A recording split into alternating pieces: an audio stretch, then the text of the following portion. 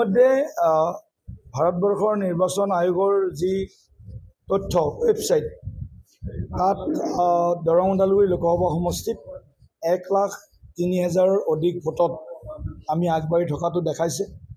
গতিকে মোৰ বিশ্বাস যে যেহেতু এতিয়া আধা ভোট কাউণ্ট হৈছে আৰু 11.5 লাখ ভোট কাউণ্ট হ'ব বাকী আছে। মোৰ বিশ্বাস 4 লাখ ভোটৰ ব্যৱধানত আমি আগবাঢ়িম বুলি আমি আশা ৰাখিছোঁ আৰু আমি আগন্তুক দিনত দৰং ওদালগুৰিবাসী ৰাইজৰ যিখিনি কাম আধৰুৱা হৈ আছে সেই কামখিনি আমি সম্পূৰ্ণ কৰি দৰং ওদালগুৰি লোকসভা সমষ্টিক আমি ভাৰতবৰ্ষৰ 543টা লোকসভা সমষ্টিৰ ভিতৰত অন্যতম এটা সমষ্টি হিচাপে আমি গঢ়ি তোলাৰ সংকল্পৰে আগবাঢ়িম। ইয়াৰ পিছত আমি ক'লৈ যাম?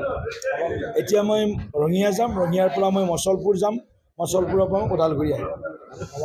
ভবামতে মোটামুটি হয়, ভবামতে আগবাঢ়িছে, ভবামতে হৈ আছে।